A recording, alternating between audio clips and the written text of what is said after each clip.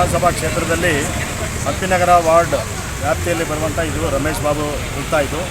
ಈ ರಮೇಶ್ ಬಾಬು ವೃತ್ತದಿಂದ ಹಿಡಿದು ಈಗ ರೈಲ್ವೆ ಸಮಾನಾಂತರ ರಸ್ತೆ,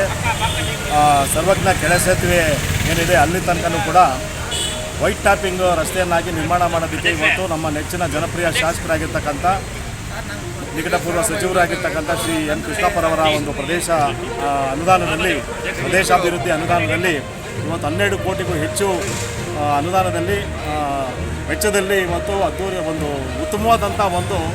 ಈ ವೈಟ್ ಟಾಪಿಂಗ್ ರಸ್ತೆಯನ್ನು ನಿರ್ಮಾಣ ಮಾಡ್ತಾ ಇದ್ದಾರೆ. ಅದಕ್ಕೆ ಇವತ್ತು ಪೂಜೆಯನ್ನು ಕೂಡ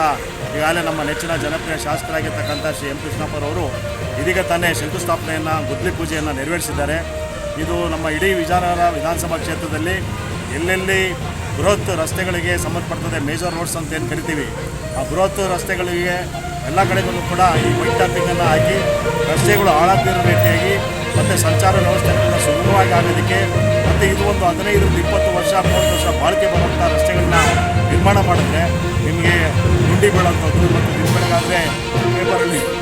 ಟಿ ವಿಗಳಲ್ಲಿ ಗುಂಡಿ ಬಿದ್ದಿದೆ, ಮಳೆ ಬಂದರೆ ಇದಾಗ್ತಾ ಇದೆ, ಓಡಾಡೋಕ್ಕಾಗ್ತಾ ಇಲ್ಲ ಅಂತ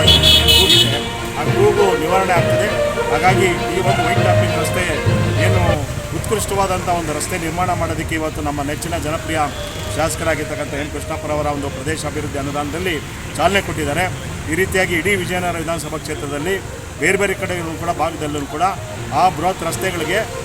ವೈಟ್ ಟಾಪಿಂಗ್ ರಸ್ತೆಯಾಗಿ ನಿರ್ಮಾಣ ಮಾಡುವಂಥದ್ದು, ಅದನ್ನು ಅಳವಡಿಸ್ತಕ್ಕಂಥ ಕೆಲಸವನ್ನು ಇವತ್ತು ಮಾಡ್ತಾ ಇದ್ದೀವಿ.